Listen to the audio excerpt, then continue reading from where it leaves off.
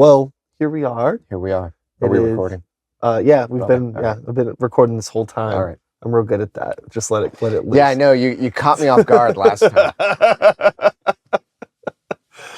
Yeah, we're rolling.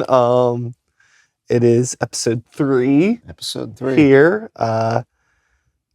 You had the idea, the suggestion to do sort of like an autumn themed episode to kind of have some sort of a umbrella for us to pull records from. Mm-hmm. And I think we both realized how difficult that was to some degree once we started going through our stuff. There was a lot of things personally for me that I was like, either this is like too new because like we're not much different in age, but I think that we're still kind of like almost a generation apart. Yeah. Almost, you know? So a lot of the stuff that I associate with like fall and winter comes from like mid to late 90s and then like even into the 2000s, like stuff when I was like younger and a teenager and waiting for the bus to school and things like that. So pretty much everything that I brought is like from the 90s.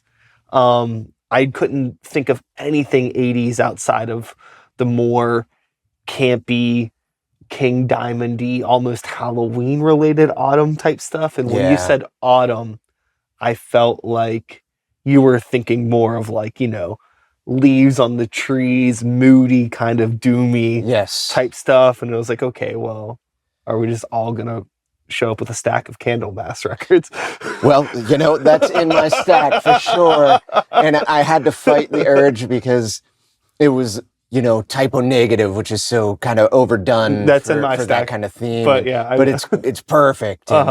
And, you know, the obvious things like Misfits and Sam Hain. And then there were a few things that I only had on CD or cassette that I never bought on vinyl. Yeah, I guess that was the point I was trying to make, I was going to bring Paradise Lost, but I didn't bring that. So I was trying to find things that maybe they aren't always fall themed, but it reminds me of fall one way or another. Maybe I saw the band live during that period, or maybe like I was just listening to it a lot during a particular fall. And yeah, like you said, trying to stay out of the more campy King Diamond type things was a little difficult. We hit some of that just by chance on that last episode. And the one thing that I found similar to you was a lot of early to mid 90s, late 80s for me. Like I didn't go real deep into like early to mid 80s or anything because like it just seemed to gravitate towards like early 90s for me. Yeah. I almost wonder if like thinking about early metal, I think that they were leaning so much into the excess of everything. You know, everything has to be big and fast. I think it took some time for the genre to want to slow down to that autumn pace. Yeah. In a way. So I guess let's listen to some jams. I don't know. Yeah. You want to go first? Wants to go first? All right, you said it, so I guess we'll do that. Well, I think, you know, we can, let's break the seal on it since we already talked about it a couple of times. We'll start something a little more surface level-y.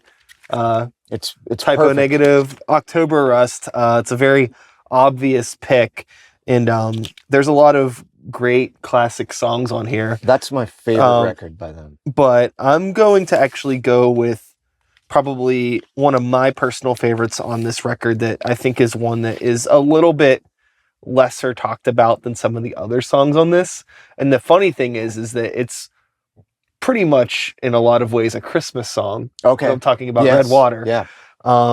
Very, very, very cool, moody track, a dark track. In a lot of ways, I found a similar theme that we will come across. The holidays and autumn kind of come together with me. And for me, it's kind of a darker period, loss, family, weird stuff. So I tend to resonate with those types of songs. Yeah. And Red Water is by no exception. A song about loss in the holidays. So I suppose with all that being said, I'm pretty sure it's track A on this side. This is it.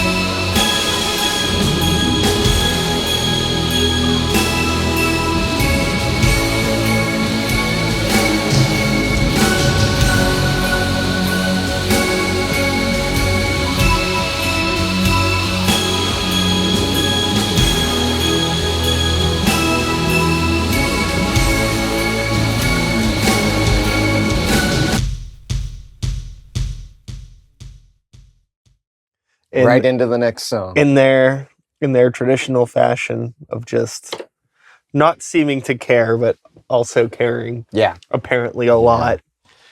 That whole record in general, it's so lopsided in tone. Like it just goes all over the place. It's like literally like, but if it was any other band, it would probably annoy me more. But there's something about the mystique of Typo Negative's perpetual middle finger that they never seem to drop. Yeah, they really never took things too seriously, but at the same time you could tell like they really meant it a lot of times. And we're definitely out to kind of fuck with anyone who liked them in any manner. Brilliant band. Like from beginning to end, they were great. Antagonistic. Pete Steele was a genius. Like it was just his thing. We were talking briefly during that song about the biography about him, Soul on Fire, and it really gives you a lot of insight into like how much of a creative force he was with the band, and also how really tragic the last couple years of his life were. But great artist, man. Cool voice, and like very singular band. Like bands try to sound like Typo, but they really don't. Like in so many, like another band's hands, like they would, like a song like that would just be like some really long, annoying doom metal song. But they did something to it that just made it really cool. I think Josh Silver's production and keyboards had a lot to do with it too. Yeah, it sounds, again, like nothing else in the world, really. It's a very unique piece of art. In a sea of things that tend to have a difficult time really standing out for whatever reason. That that band, I mean, there's a reason. It's not like they're obscure by any means. A lot of people are very, very familiar with them. And when you think about what was going on at the time and like big in like the heavier music world, it certainly did not sound like October Rust. No. I remember like learning about Typo Negative from like listening to things like Pantera. Yeah. And that's what was really big at the time. And being like, it took a lot. It wasn't until I was much older, I think, that I really understood Typo Negative. Like I can understand now why people in the rock and the metal world that were, like older, like were into this band, because I think they understood the artistry of it. Yeah. But when I was like 10 years old, I'm taking in all of this stuff for the first time, and it didn't process until much, much later when I had the experience of learning about so much different kinds of music and then being able to appreciate like, a track like Red Water. Just like the emotional like weight of that song is very, very heavy. Yes. It's a really, really cool track. Yeah, it is. And just really from start to finish, one of the most complete Typo Negative records. So yeah, good pick for fall. Yeah. I'm going with something decidedly different than that. But yin and yang. Yeah. A band called Witch Killer from California. This comes from 1984. Came out on Metal Blade. As far as I know, this was the only thing that they ever put out, was this 5-song, 12-inch. I don't know if anybody in this band ever went on to do anything, but this song is just a really cool, really catchy metal song. Okay. And I figure with the name Witch Killer and a song like Beg for Mercy, we'll get into a little bit of fall. I don't have any... Yeah, so we're a little Halloween. Yeah. Hey, it's a big part of the season. It is. Yeah, I was cusping on the winter track there. We'll bring it back.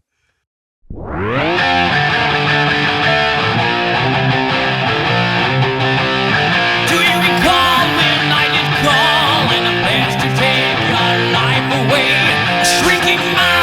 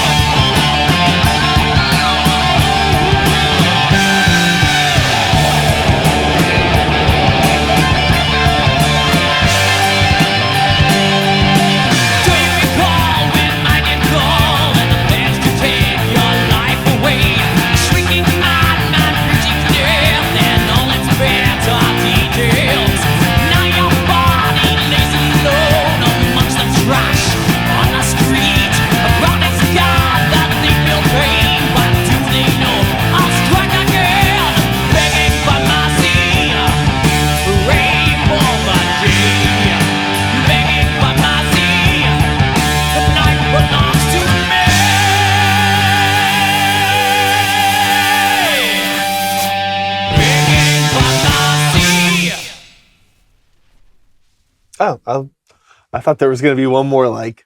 That's it. Nice and cold there. Turns out they're from Canada and they actually still exist. Oh, really? Just looked them up? Yeah. Okay. So they have released some demos since then, but nothing, no full length. So just a cool, fun, heavy metal song. Yeah. It's, there was, I don't know. I don't have much to say about it. Yeah. It exists. Mm-hmm. It's there. I think the most notable thing about it is probably the photo on the cover. Yeah. Yeah. Should we it's a really flash good promo through video. that again? I'll find it and I'll put it in there so people can. With the witch that they've killed on. Yes, apparently that's that. I'm assuming that is the witch right there. That was a good call there. But yeah, that does have like a very the track almost seems like it wants to be like heavier than it is. I don't know what that is, you know. Yeah. I think it's that weird kind of early 80s thing where they're like they probably were rooted in Judas Priest and bands like that and wanting to go a little further, but maybe not quite there yet. It almost seems... Not knowing how to push it. It almost seems like behind the time. Mm-hmm. So you said that's what, 74? 80.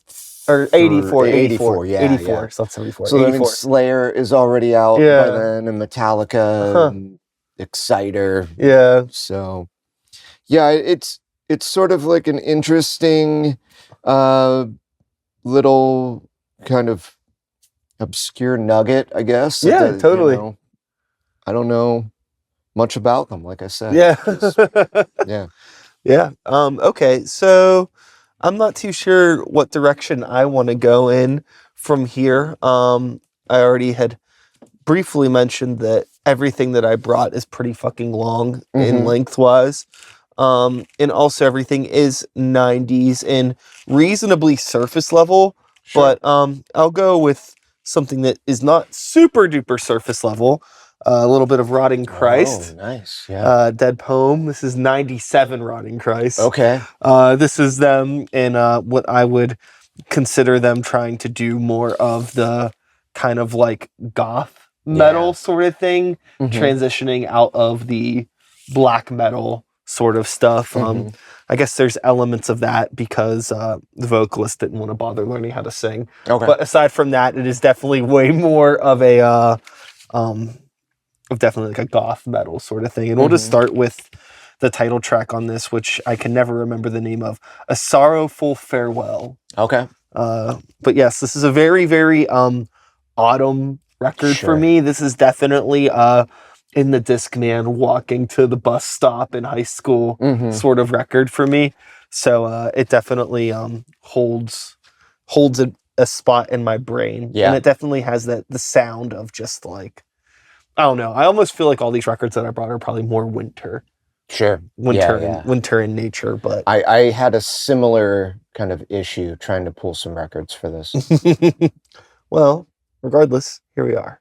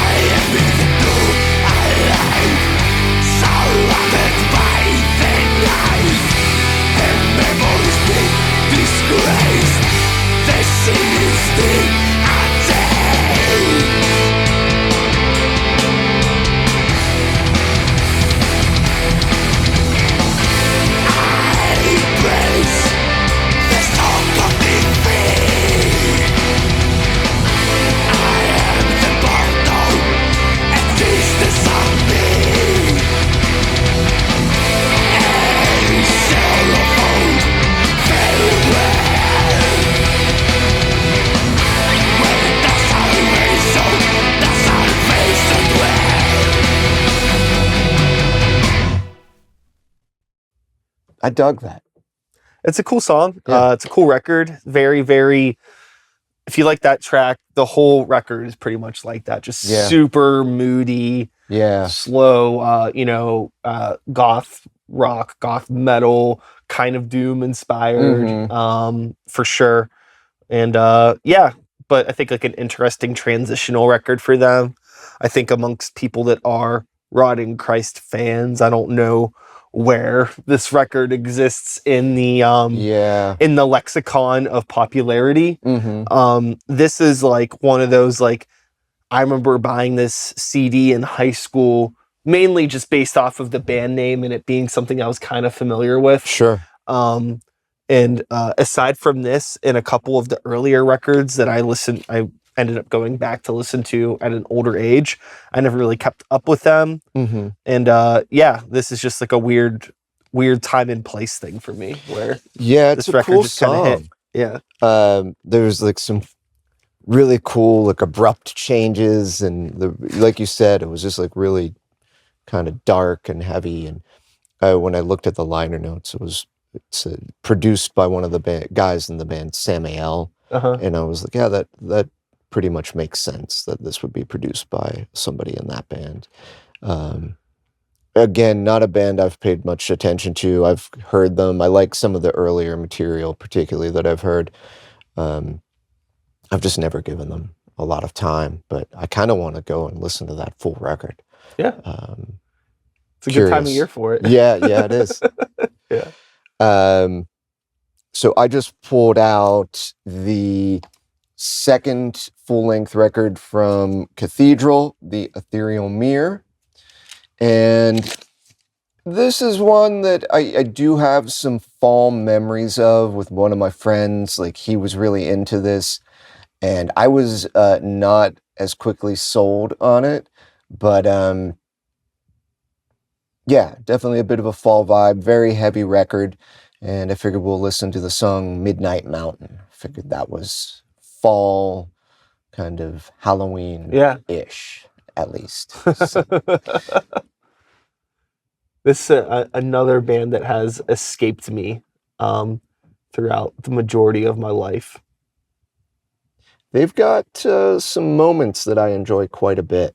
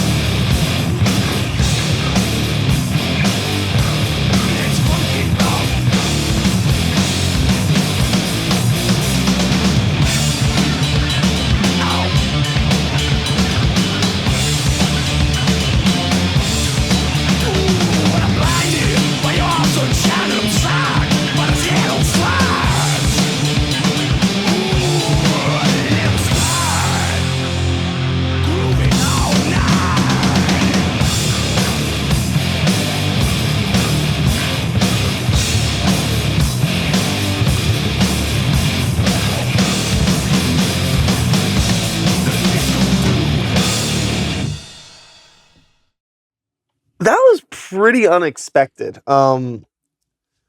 Really cool. Like very ahead of the time. That's 93? Mm-hmm. I mean, like that's funny. Like there's like stuff in there that sounds like Mastodon Mm-hmm. or like Queens of the Stone Age. Yeah. Or even like the ending groove on that sounds like a nu metal riff. Yeah. And it's yeah. like that predates Korn. Mm-hmm. And none of this stuff has anything. There's parts in there that remind me of like John Bonham, Zeppelin drum stuff. It's like, what the fuck is happening? Yeah. I don't know if all their stuff sounds like that, but I was fully expecting just like doom metal. Yeah. With like their name and everything. Uh-huh. And then I started looking at the artwork and I was like, this seems a little silly. Yeah. And then the music was way like, silly's not the right word for it. Whimsical maybe is a good word for it. Very like self-aware with all the like David Lee Roth-esque, ooh yeah type stuff. Like it feels like it's very tongue-in-cheek in that regard. And that feels like if you would have told me that was like from last year, I would believe you. Mm-hmm. Yeah, it's an interesting record, and that song is definitely, I think, the most out there on the record. In the album previous to this, Forest of Equilibrium, is what you were saying. Like it's a slow, heavy doom metal, like excruciating slow, 12-minute songs. Like you just, you know, you're like, I'm just going to stay in the basement and huff spray paint all night. Okay, hell yeah, let's go. And with this record, they really kind of started to veer into like that groovier, kind of more eccentric kind of sound that they grew into throughout the 90s. An interesting trivia note with this band is on their first record, Mike Smale, the drummer from Penance and Dream Death from here in Pittsburgh, played on their first record. Oh, cool. Yeah. So they apparently were just big Dream Death fans and like wrote him a letter. They said, like, would you come and play with us? So, yeah. A little bit of Pittsburgh fun fact, heavy metal history for you. Yeah. Love that. Fucking love that. So we're gonna take it back up to the surface. Yeah. A bit here, with something that is also more whimsy, leans into the Halloween camp side of Autumn, and we're gonna go with a little bit of White Zombie, Astrocrete. Nice. Really cool record. I do prefer the record that came out before this to this record, but the last track on this album is called Blood, Milk, and Sky. Okay. And it's a really, really cool song that does a lot of things that I wish more of this album did. And I wish the band would have gotten to explore more. Just because, you know, after this, you know, not much happens before it just becomes Rob Zombie. And I like Rob Zombie stuff too as well. But, you know, I always like those weird tracks on albums where it's like, was that just like the throwaway song that they tagged on the end? But it was like somebody's idea. And it's like, it's interesting to hear like an abandoned concept for where a band could have maybe gone. Yeah. Who knows? I haven't heard this probably since it came out. So this is basically me hearing it probably for maybe the second time ever.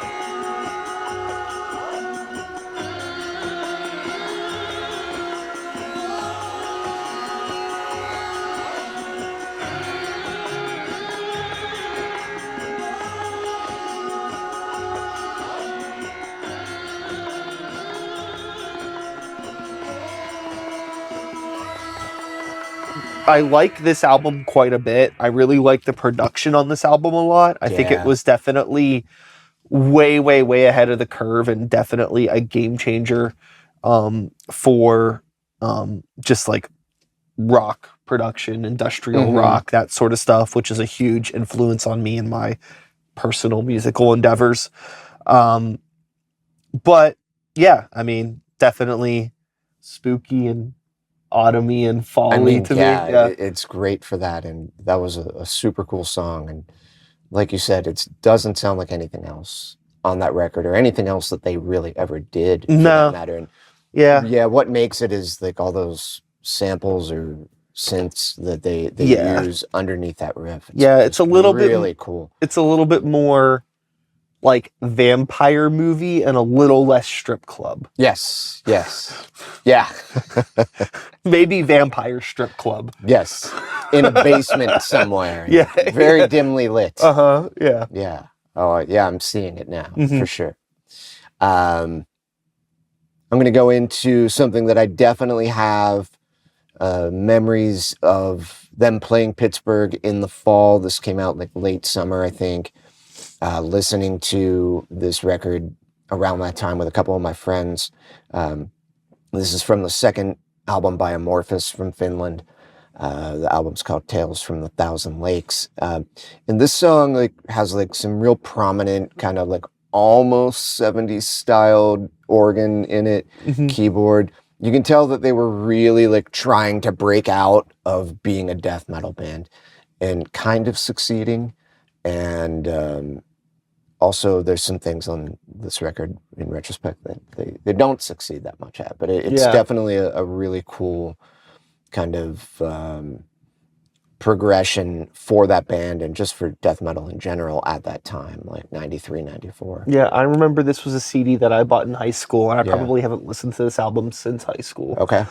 So I'm going to be real curious if when you play this, if it's going to like unlock some memory that has been stored away in a bank for a while. But yeah, I'm definitely curious. And, you know, like one or two of the songs that you've played, this is definitely perhaps thematically a little bit more winter than fall. But it's my fucking memory. So it happened in the fall. Yeah. So it's a fall record. Hell yeah. I'll fight you for it. We're going to listen to Black Winter Day. Cool.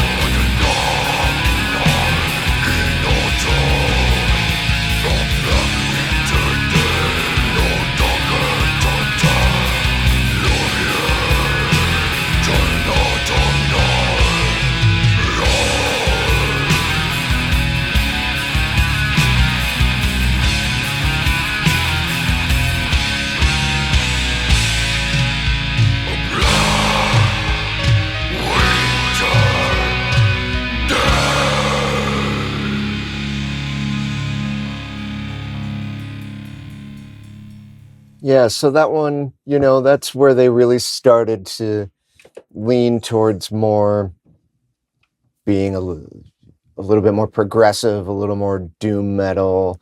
Yeah. Clearly, I think at some point they started taking a lot of influence from Paradise Lost. You said you didn't remember ever hearing I don't that. remember that track. Yeah. No. I do remember, if memory serves me correctly, I feel like they're a band that I probably got into via the Opeth wormhole. Oh yeah, that makes sense. And I just don't think I remember it didn't like resonate with me at the time. Mm-hmm. Like I remember like trying to give the album, its fair shake. Mm-hmm. But it's not anything that I listened to much more after high school. Sure. Yeah. It's sort of a classic for me, but not one that I break out very often. I saw them do that full album at Maryland Death Fest some years back, and Oh, cool. it sounded really cool. It was cool to hear it in its entirety. I had seen them when they played Pittsburgh. When that album came out, they opened for Entombed, and they were a really young band at the time, and I don't think they had necessarily done much touring, and it definitely showed. Like, they weren't all that great that night. But it stands up for me for the most part in its own way. Yeah, So, it's cool. Yeah. Like there's something that's very like Renaissance fair about it. yeah, like the melody to it. Yeah. But yeah, no, it's cool. It's just something I haven't listened to in a very long time. What do you got coming up? So I know that I've been trying to sidestep, the very commercialized songs. Mm-hmm. And I've been playing a lot more, some kind of like more well-known artists, and that's fine, but trying to go into deep cuts. And I was even going to play a deeper cut from this album, but I've kind of in the last minute decided to change my mind. Nice. And, I mean, it doesn't get much more top of the top than this, but it also doesn't get much more autumn than this. And we are, of course, talking about Metallica's Black Album. Yeah. And The Unforgiven. Okay. Great. Is a very, very, something about this song is just very haunting and cold, but not quite winter. There's something very fall about this track. And this whole album in general, I know that like Sad But True and Enter Sandman and stuff like that, but there's a lot of other tracks on this album that are very just like emotionally heavy and dark and very definitely kind of like almost sort of like doom metal inspired. It seems, but yeah, so that's what we're gonna do here. We're gonna listen to The Unforgiven.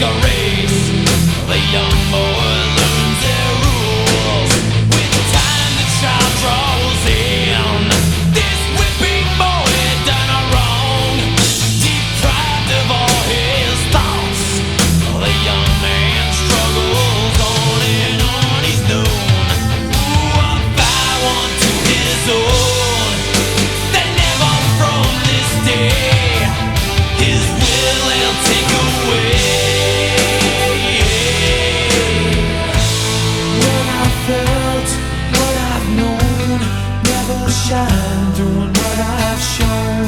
Never be never see, won't see what might have been.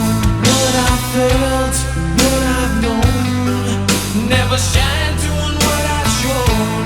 Never free, never me, so I dug the unforgiven.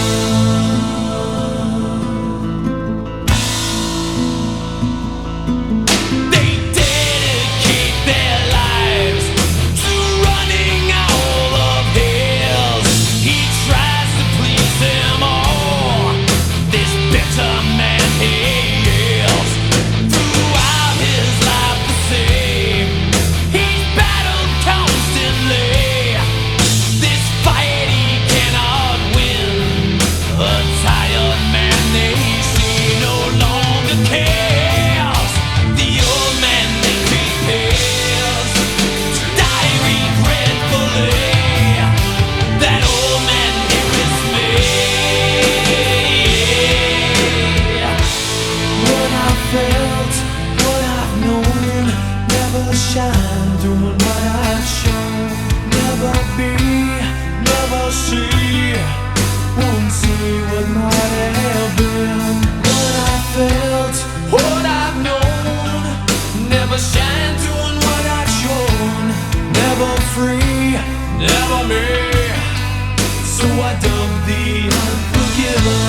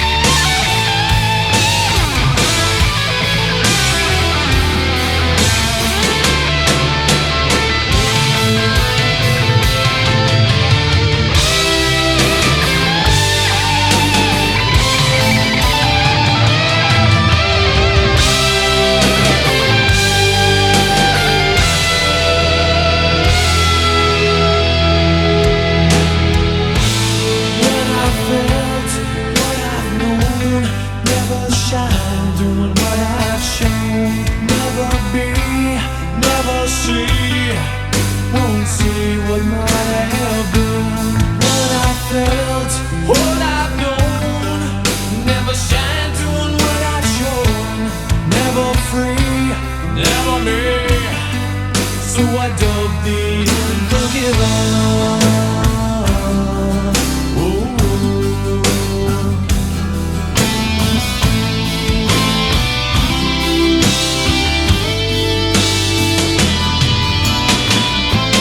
Never free, never me, so I dug the unforgiven.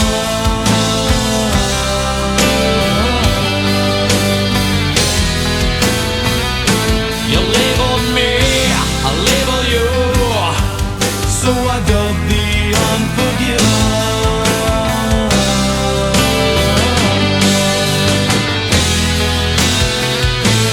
Never free, never me, so I dug the unforgiven.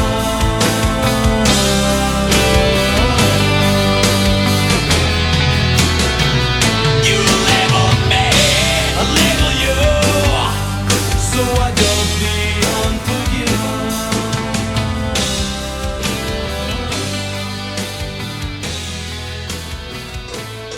Yeah. So Yeah. not a particularly unique song by any means, but very, very good song.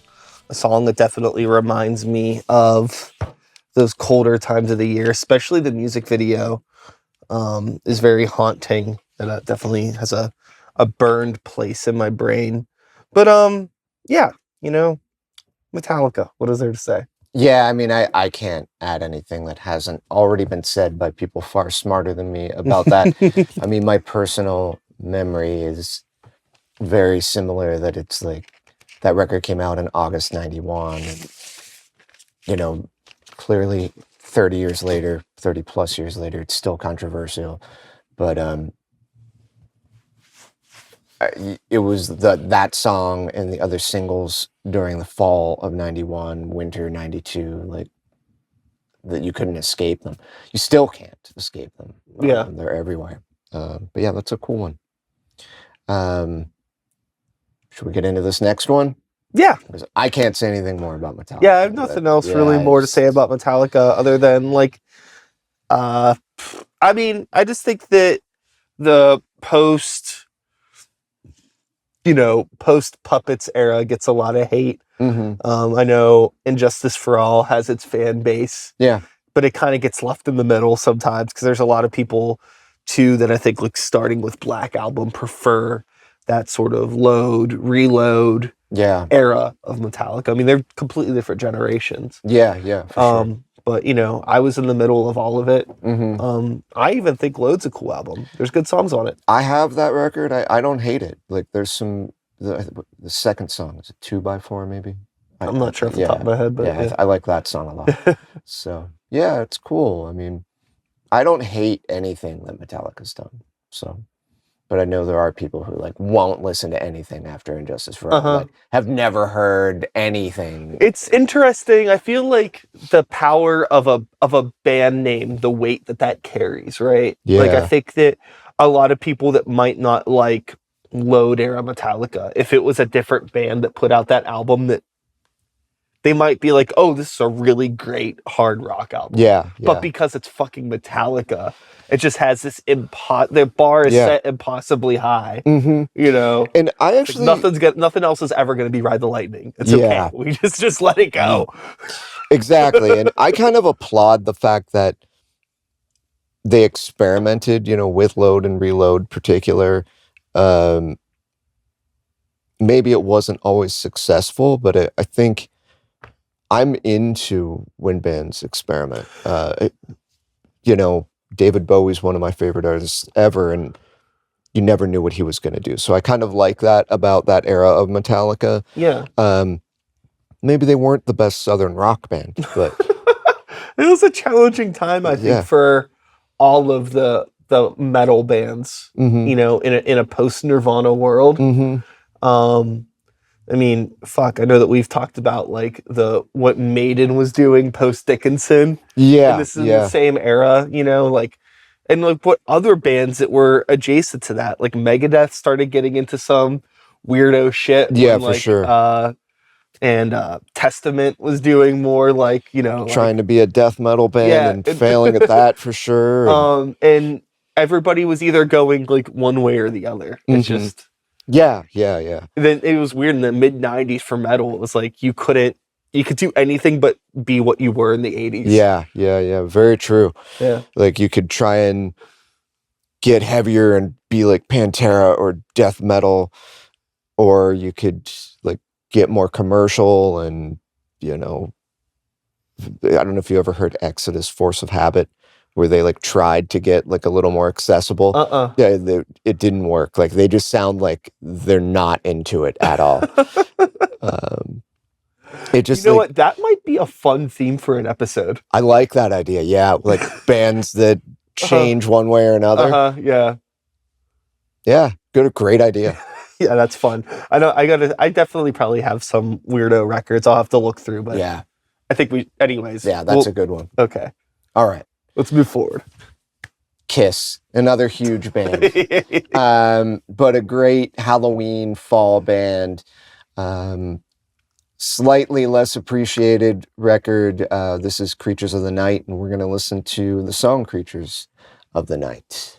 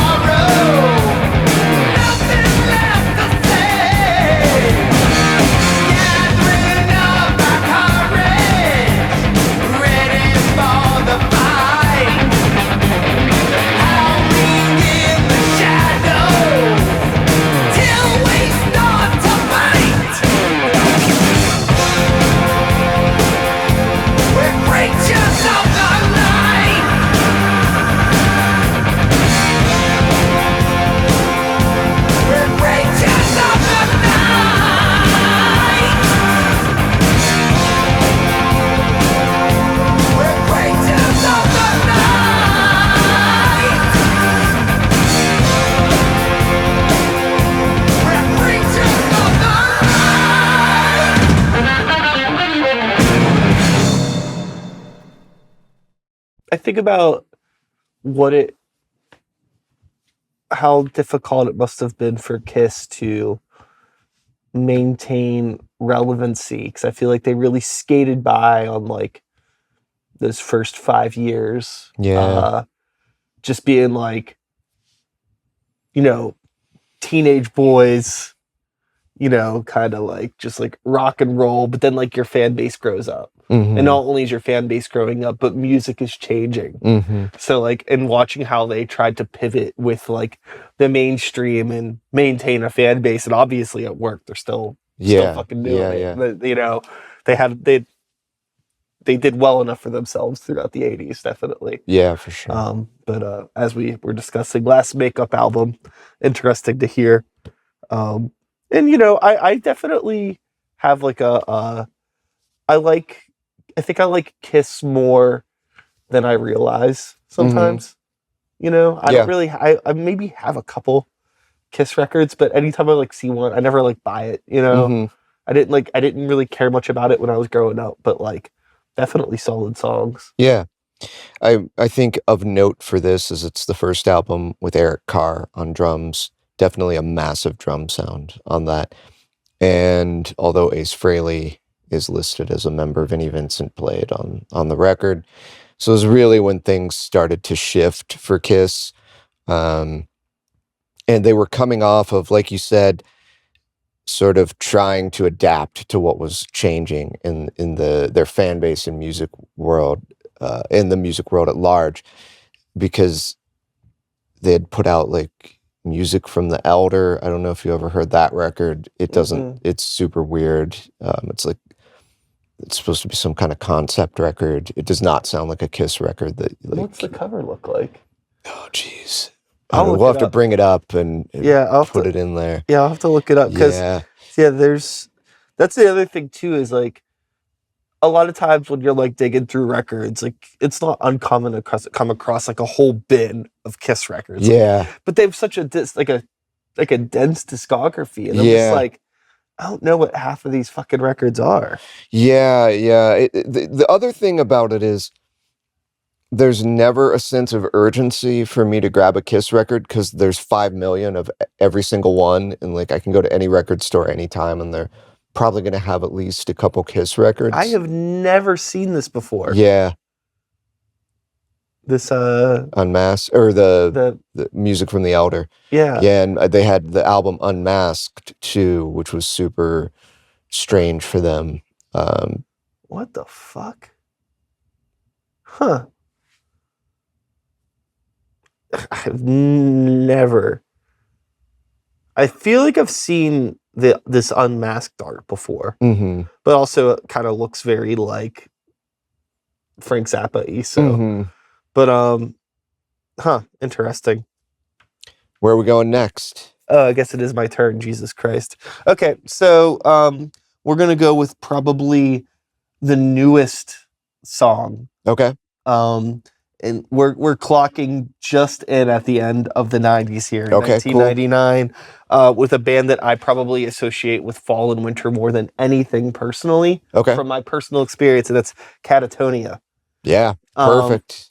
And this record in particular was a really big turning point for me in my journey with music.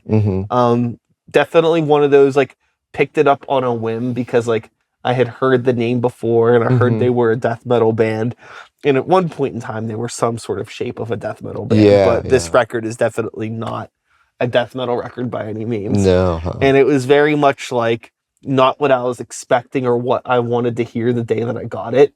But I remember the weather just being just right, and the melody of everything and the way the record's put together. It was very much like this isn't what I wanted to hear, but I'm not mad about it. Yeah. And very just kind of like an interesting thing. Yeah. So a lot of good songs on this, but I am going to go with what track do we want to listen to on this? We'll go with Right Into the Bliss. It's a track more from the middle of the record. Cool. And it's interesting because this band has like those elements of goth metal, doom, not too dissimilar from how like the Rotting Christ stuff was. This is like in the same era, same probably sort of demographic of things. But there's also kind of like this weird grunge-esque, almost like Weezer inspired sort of like indie rock thing going on with them too, which is like neat. And they definitely, you know, with the right push could have been on commercial radio stations at this time. Yeah.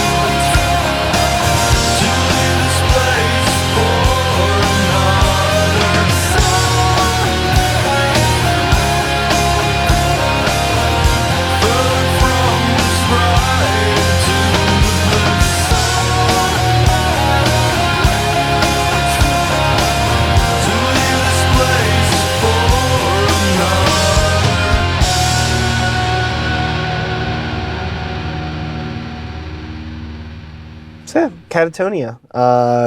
I fell in love with this album when I heard it. I still love it to this day. I've kept up with them. They put out a record not too long ago that's decent. Yeah. But it's been interesting because they've definitely kept with the times with their sound. I feel like there's definitely been a string or two added to their guitars. Yeah. They have like a heavier sort of leaning into that more modern sort of thing. I think trying to also getting more spicy with their time signatures here and there from time to time. Yeah, a little bit more prog in there. Yeah, definitely elements of it. Which I think it's worked out for them, or if that's what they want to do, that's cool. But I really like there's like a series of records that kind of all came out within like a 5-year period of each other that this is a part of that I really, really like, because I feel like they're a little bit less metal. Yeah. But really, really cool songs. Yeah, they're a cool band. They've had an interesting trajectory. To go from like a black doom metal band and to what they are like really rather quickly putting out, that kind of progression is pretty wild. And I always respect them. They're a band like I want to listen to more, but sometimes it just doesn't latch on to me. But I always, I like them when I hear them. I think there's the album before that. I don't remember the name of it. Was it Discouraged Ones? Yeah, I like that one a lot. Yeah. Discouraged Ones. This album. After this, they put out a record called Last Fair Deal Gone Down. Those are the records that I'm talking about, where like that whole series of stuff is really, really cool. Yeah. And then like around, I want to say probably around 2007, but it may have been earlier, like 2005 or 2006. They put on a record, The Long Cold Distance, I believe is the name, or Cold Long Distance, or something like Whatever, that. Yeah. But that was like, I think, like in my opinion, like their first like back to metal. Okay. Like there's a lot of like real like more heavier stuff on that, but also really good songwriting. I've got the first two, and then I never really picked up any of the other ones, but I always like it. Yeah. I probably should really sit with it more, but I'm gonna play some Candlemass because it's that time of year. God bless. All right. This is from the first record. We're gonna listen to Under the Oak.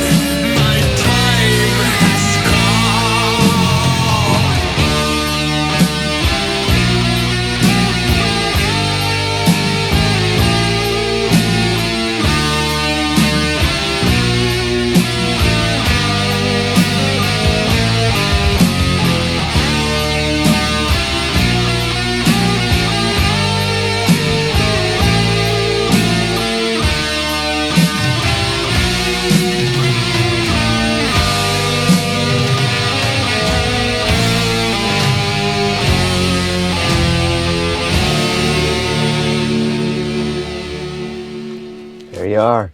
The drama. Yeah. The fucking drama. Yeah. A lot of drama. I would love to hear him as like the Phantom in the Phantom of the Opera. Yeah. He could do it. Yeah. For sure. I mean, that stuff, I mean, it's heavy. That's 1986. Slayer's putting out Rain and Blood, and everybody's playing as fast as they can. And these guys come out with this, like, it sounds like they're in the bottom of a castle. Like, just. Yeah, there's something that's like a very, like even if you, like, look at, like, the jacket and the cover, their branding and their whole shtick, and well, not even like a shtick, that's might not even like a fair word to put it, but like they had a very realized vision. Yes, yeah. And it's, you know, to this day, it's like that is the blueprint. Yeah, they're still doing that. Like it says here, I read it to you. To hatred, bitterness, pain, depressions, and hangovers. Without you, this album would never have been possible. So, yeah, I mean, I can see that in all of these songs. Yeah. So, yeah. Candlemass. I don't have anything else to say. Yeah. Very cool band. Definitely another one that is just like, in my later years, I find myself appreciating it more. And I think it's just like time and hindsight gives me more of an appreciation for what things people were doing like at the time. Yeah. And you know, I think just being my particular age, that stuff was like already kind of done by the time Sure. Yeah. I was starting to find music. And then you hear about it, you go to shows and you see people that are wearing Candlemass shirts and bands talk about Candlemass and things like that in interviews that you're reading in magazines, and you go back and try to hear it, but it's like you don't get it. Yeah. My young brain just wanted flashy, crazy like dopamine hits. But that is definitely not a dopamine hit. But still super duper cool. Yeah. So I have one more record, and then I guess you have one more record. I know you brought a few. Do you have more than one thing you want to play by any chance? No. Okay. Then so this will be our 6. Continuing my streak of surface level rock, but again, that's just where I'm coming from. Yeah. In my place, and also just what I had available in the particular realm of things, trying to keep it as autumn and as spooky and as moody as possible, leaning into another band that has changed a lot over the course of time, and I kind of like when they weren't what they are now as much. And what I'm talking about is, of course, Tool. Oh, nice. Yeah. This is Undertow from 93, 94, 93. Yeah.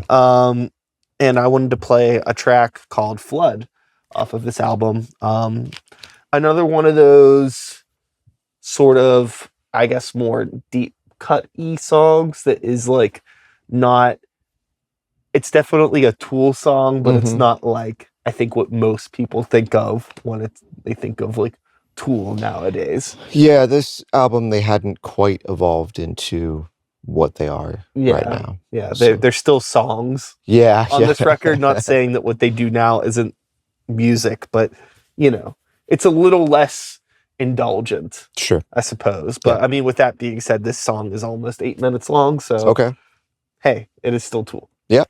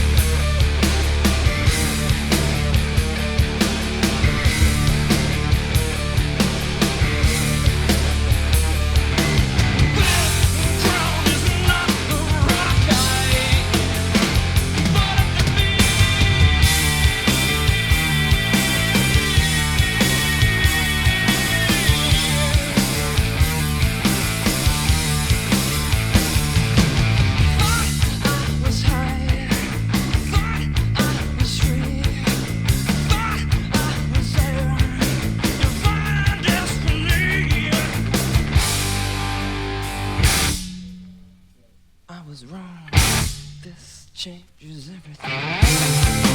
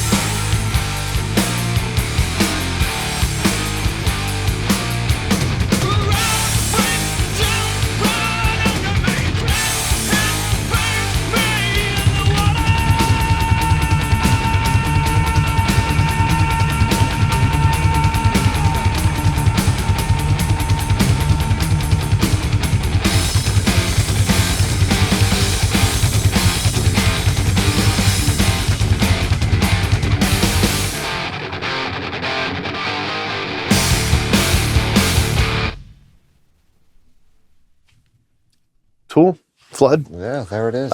Really cool song.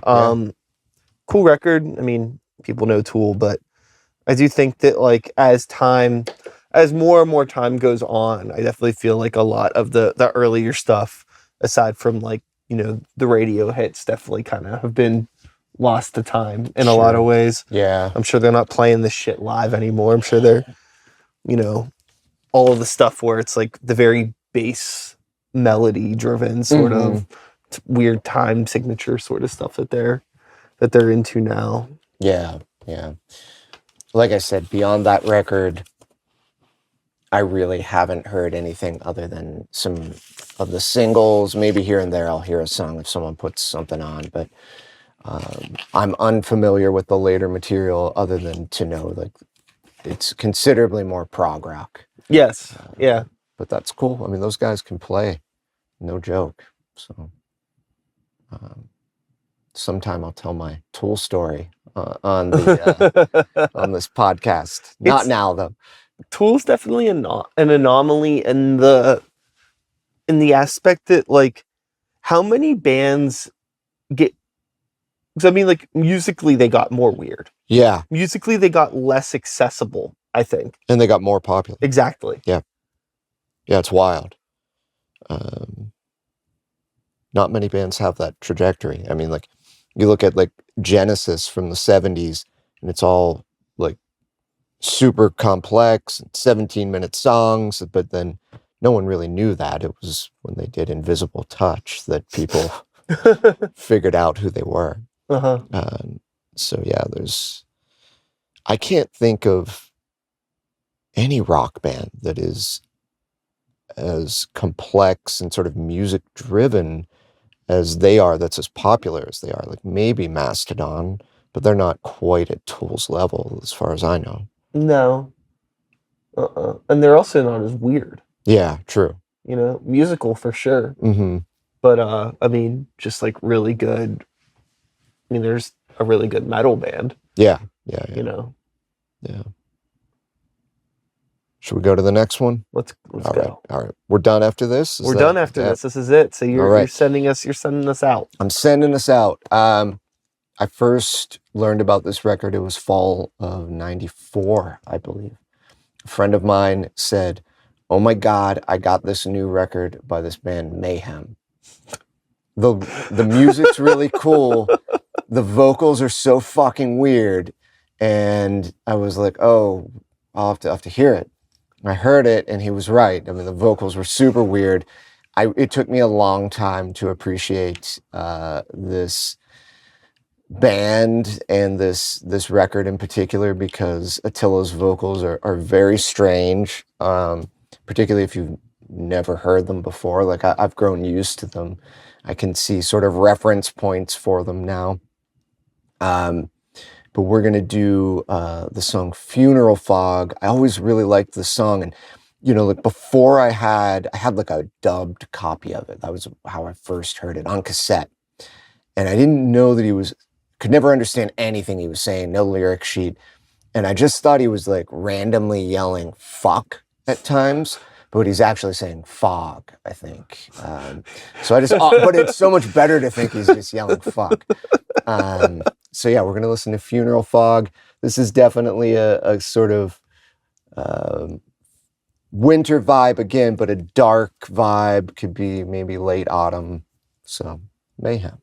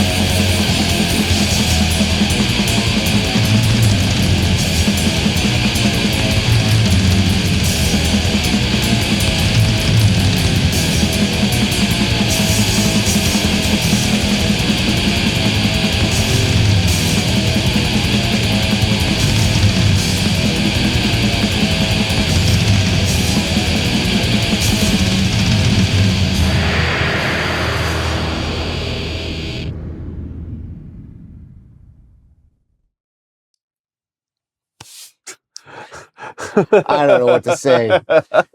It's so creepy and weird, even after 30 years. Yeah, like it's very. This is probably a word that isn't brought up in conversation about mayhem too often. Charming. Yeah.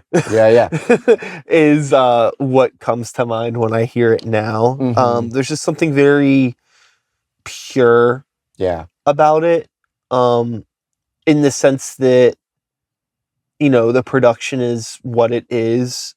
The vocals are very, you know, it's like before the masculinity crept its way into every aspect of extreme guitar music, right? Like you always have to like if you're doing any kind of like weird vocal now, it almost still has to have like this like machismo to it in order for people to take it seriously. Yeah. And it's like you can't just sound like a weird little guy anymore. Yeah. You know what I mean? Like it doesn't pass, it doesn't fly. I mean it does, but you know, like even like you had said, like the first time you heard this, it was probably like, you know, this is like very weird and like, I mean, it just sounds like a little ogre. A little goblin guy. Yeah. You know? Yeah, you're right about the purity behind it, I think. Yeah, and it was just very I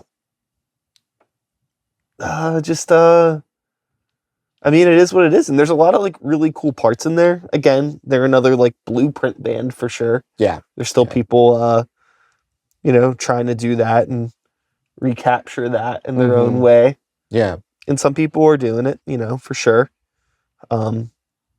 It's interesting that in a lot of ways, culturally, in terms of like the visual elements of it and the sonic elements of it, it's like a lot of it hasn't changed. But there's definitely, I think, bands that are taking that black metal sound and finding their own unique ways to keep it fresh and do their own thing with it. And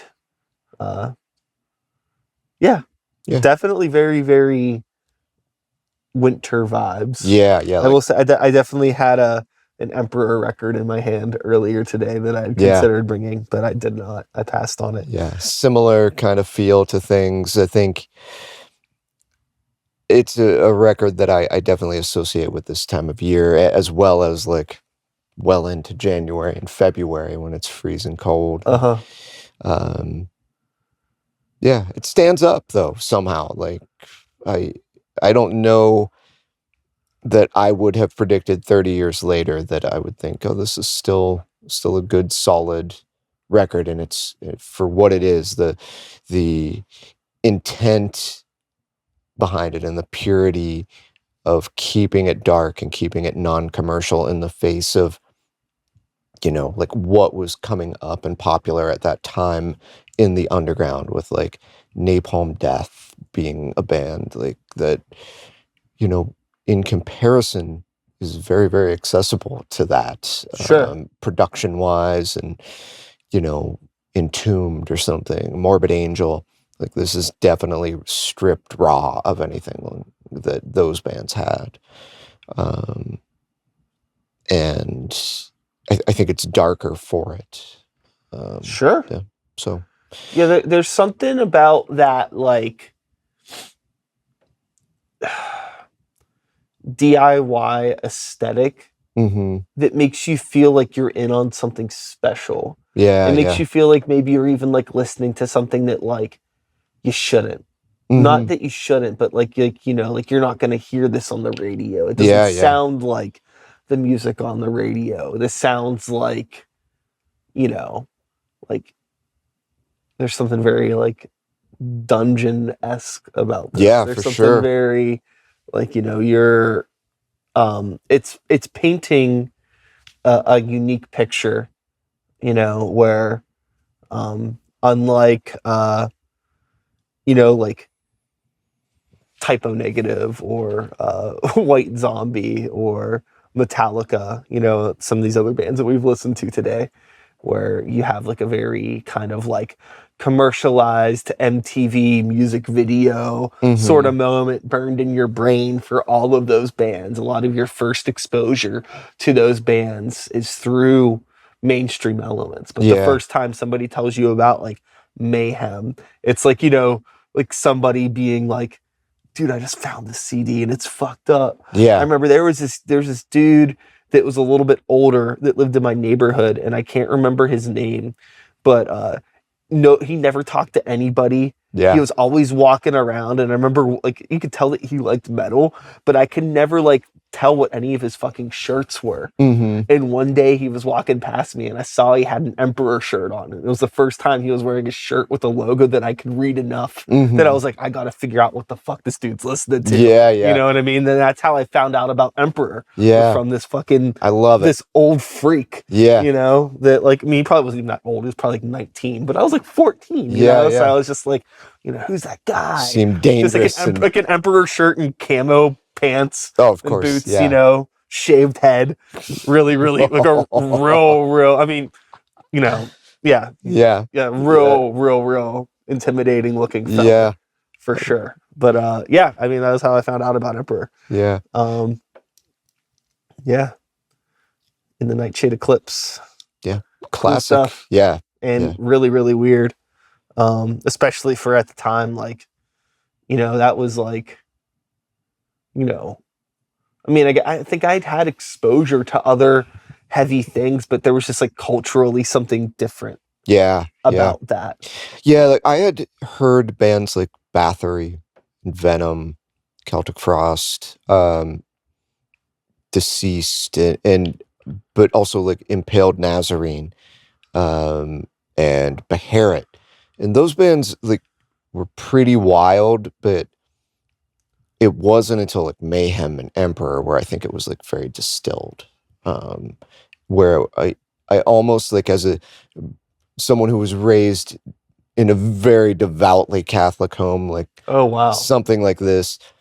It was definitely like, I'm gonna put this over there. Maybe I'll pick that up in a year or two. And not so much that it like scared me at that point. I didn't give a fuck, but it definitely like I was like, this is like legitimately dark. The same way I felt when I heard Hell Awaits for the first time, and Beneath the Remains and Morbid Angel, and then I heard that and Emperor, and it was like, oh, this is a new level of darkness for sure. Yeah. So figured it fit for the theme to a degree. Yeah, no, I agree for sure. Like I was right there with you. I was trying to figure out. Yeah, I think I ended up leaning like a lot more into like rock stuff. And it was cool because you brought more of the metal, so we had like a cool yin yang going on, which I figured was going to happen. Yeah, I had tried to kind of veer away from that because of the last episode. I brought a lot more like hard rock styled stuff, so I figured I'd grab some other things. So this is what, the end of number 3? End of number 3. Okay. So next time we're gonna do I don't know how we want to word this, but I guess we'll say unexpected creative decisions. Yes. From bands you know and love. Yeah. I'm excited for this one. Yeah. Lot of interesting choices. So cool. Yeah. What else do you want to do? Like a Christmas one, maybe? We could do. I need to see what I have. Yeah. I don't know how much stuff I have. Yeah, it might have to be like a mini episode or something. Sure. All right. We'll figure that out next time, because we didn't even have that idea prior to starting. Yeah. It just naturally came about. So I think that's why we should do it that way. We just gotta let the ideas will come to us. Yeah. I think that's the move. Well, I guess that's Thanks for listening. Yeah. Thanks for listening. And if we haven't already, hopefully we will soon be finding a way to get this stuff available in places other than YouTube. Yeah. That's on the horizon, the to-do list. Yes. Who knows? Maybe by the time you're hearing this, you're already listening to it on a platform besides YouTube, and you're like, hey, you already figured it out. Yeah. And if that's the case, pat us on the back, because right now we don't know what we're doing. We're figuring it out, Yeah. and that's cool. That's the best way to do things. Hell yeah. Well, happy Friday to you, Jesse, and Thank happy you. whatever day of the week it is to everybody out there. And we'll see you next time. Yeah. Groovy. Groovy. Cool.